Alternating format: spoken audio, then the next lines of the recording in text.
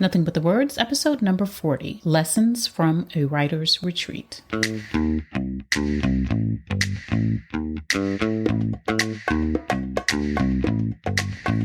Welcome to Nothing But the Words, the podcast that gives you everything you need to know to write a phenomenal book. Now here's your host, your author coach, Candace L. Davis.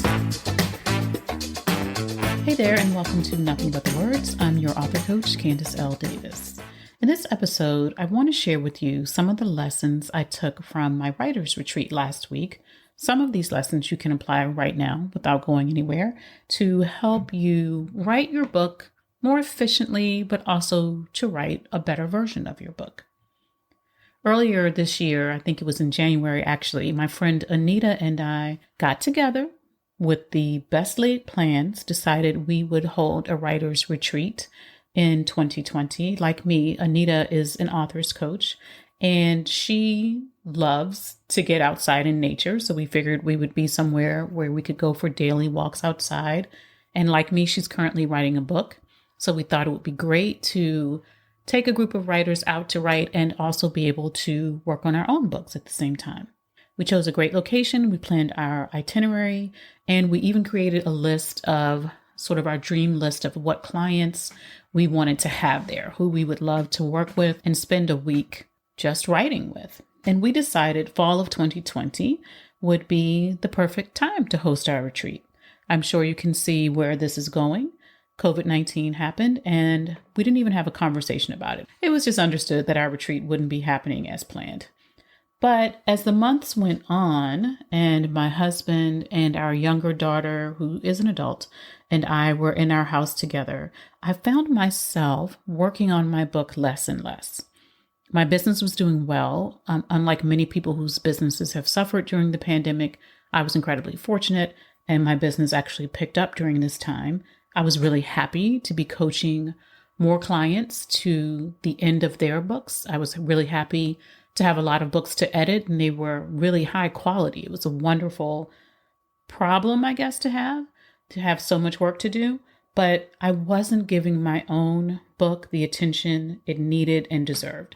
So I planned my own writer's retreat, a writer's retreat for one. Now, I will confess that up until the last minute, I was considering not going because I had work I could do. I love the work that I do for my clients, and I really wanted to get through a lot of that and really give them great results and get it back to them. And I don't know, I was a little on the fence about leaving my family for the week, but I checked into a hotel just 20 minutes from home. I chose a hotel rather than an Airbnb for no other reason than it was easier. I just did not have the bandwidth to be searching through all the available homes on Airbnb. There are so flipping many. And I just didn't have time to try to figure out which one would be the best fit and which was in the right neighborhood. I just went with a hotel in an area that I know very well because we used to live in the neighborhood. I picked a location where I knew I could walk to restaurants if I wanted to pick up food. And I made sure I had a room with a refrigerator so I could stash food and limit the number of times I had to go out. So during that week, I actually made a lot of progress on my book. I was really excited by the results that I got. I was a little worried at the beginning because it was a slow ramp up for me, but it turned out quite well. So I want to share with you some of the lessons that I learned from my 6-day solo writer's retreat. And actually it was 6 days because I extended it one day. So lesson number 1 is to give yourself time to recover from everyday life and work. I had planned to do that. I planned to take the weekend off to recuperate from weeks of working 7 days a week, long work days. As much as I enjoy my work, it can be exhausting to do that. But I actually ended up working all weekend leading up to the retreat. And even that Monday morning, I was working before I left for the hotel. That was not ideal. And it actually wiped out my Monday afternoon. So I was done. I was tired by the time I got to the hotel. So I didn't do any writing that evening. I didn't even try to force myself to do it. In fact, even though I worked on the structure of my book on Tuesday, I still spent much of Tuesday. I worked in bed all day, and I spent much of the day just dropping down for a nap whenever I got tired. So give yourself time to recover from your regular workday, especially if you're an entrepreneur or you just work long hours or you have a lot of family members that you take care of, whether they're elderly people or young people or children. You may need some time to just decompress. Lesson number 2, decide in advance how much contact you want to have with the outside world and make sure the people in your life are aware of that. So I knew I would not be taking in any news during that time, and I did not watch any news and very limited media. I was on social media just a few times during that week, but I didn't want to go all week without talking to my daughters or talking to my husband or my sister or video chatting with my granddaughter. I'm not going to miss that perfect face for a whole week. So I just let them know what to expect, which was that I would talk to them on my breaks, like when I was driving to pick up food, or sometimes even for a few minutes on my walks, or whenever I needed a break, we would talk. And so we had short conversations during my retreat. We just didn't talk for as long as we normally would. And I didn't really talk to anyone else outside of that small circle of people. Lesson number 3 is to eat great food and let someone else take care of it for you. Unless cooking is like a part of your routine that really relaxes you and you find it meditative or really invigorating to be in the kitchen, in which case you may want to plan to cook during your retreat.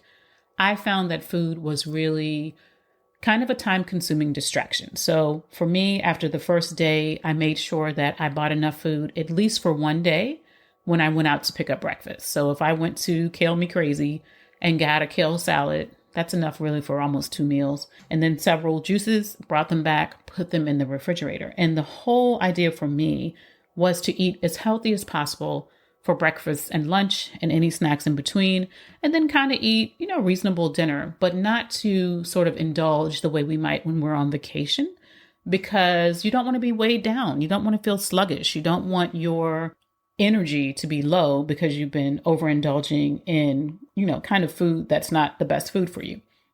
Under other circumstances, I probably would have taken some meals in restaurants, but because we're in a pandemic, I was fine with just picking up my food and bringing it back. As an added bonus, I got back into my pre-pandemic jeans by the end of the week, so it was a win on all fronts. Lesson number 4, get outdoors. Now, in a perfect world, I would have had this retreat on the beach, and I would have woken up every morning looking at the ocean, but that was not feasible for me. So there was no view in Atlanta that I was going to get super excited about seeing. I was fine with not having. I had some trees to look at, but that was pretty much it. Most of my time was spent looking down at the screen of my laptop or on the page, so no view was not a problem for me. However, I did find it super beneficial to get outside every day, enjoy the fresh air, enjoy the sunshine. It really reinvigorated me whenever my energy kind of got low. Going outside was a good pick-me-up. And that brings me to lesson number 5, which is to walk. Walking has been demonstrated in several studies to increase your creativity, and they've found that as little as 15 minutes of walking can increase your creative output. I walked every day, and I don't necessarily do that when I'm at home. I would love to, but y'all know it doesn't happen every day. If it does, it's usually on my treadmill. So I walked every day, and during every walk, I found myself whipping out my phone to leave myself voice memos for the book because ideas were just coming up. Concepts I had struggled to articulate finally clicked on my walks. I made new connections between seemingly unrelated ideas, connections I hadn't made before. In fact, I was on a walk when I figured out the defining principle for the new structure of my book. So give yourself the opportunity to get outside and walk. You don't need to necessarily be listening to music or a podcast or anything. Just get out there and move your body a little bit. Lesson number 6 is to give yourself time to get into the work. So depending on how much time you spent working on your book in the days and weeks coming up to your retreat, you may need to have more time to build up to getting into the work. In my experience, the longer you have been away from it, or if it's brand new, the more time you may need to get back into it. That means a 3-day retreat.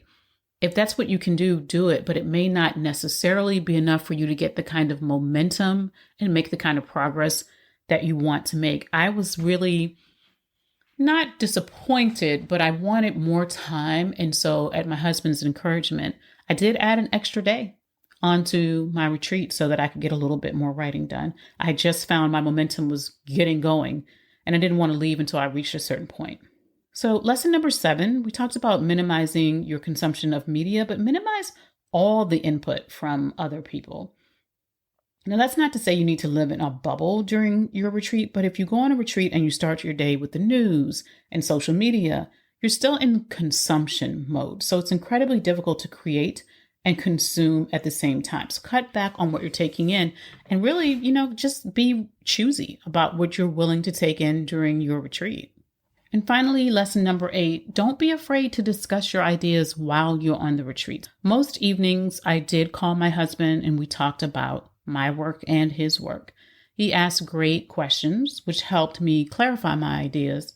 And we just discussed it. As we discussed it, I made new connections. I saw holes that were there that I needed to fill. You don't have to go into total isolation to be productive during your writer's retreat. And sometimes the process of talking through your ideas with someone can help you see holes in your theories or missing plot points in your stories.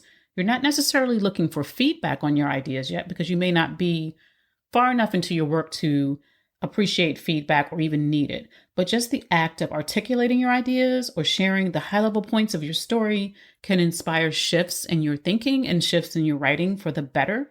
And you may not have made those discoveries on your own. There's something in the synergy of talking with another person, getting them to reflect back what you've said, getting them to ask you questions can really, really help you make progress with your book.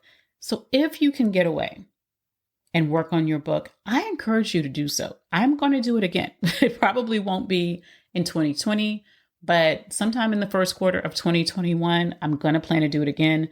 I'm really hoping that, maybe I can go somewhere a little bit different, but honestly, it didn't make a big difference. Being in a hotel in my own town was just fine. If that's not an option for you to leave home right now, you might decide to do a stay-at-home retreat. You can do that too. Or if your house is too crowded, you might be able to apply some of these lessons to do mini retreats within your own home. So maybe you say Saturday mornings are your mini writing retreat time. You shut down everything and everyone, and they've got to give you that time. It's important that you prioritize your book enough that if you have the luxury, the privilege, the ability to get away and work on it, even if you're getting away within your own home, that you make it a priority and do so. It will make a big difference for your regular writing routine when you get back to it as well, because you'll have a significant amount of momentum that's kind of hard to get when you're only working in 30-minute, 60-minute blocks every day. That's all for this episode, my friends. If you enjoyed it, please share it with a friend, somebody you know who really wants to write a book, whether they will admit it or not. Thanks for listening to Nothing But the Words. I'm your author coach, Candace L. Davis, and I'll see you next time.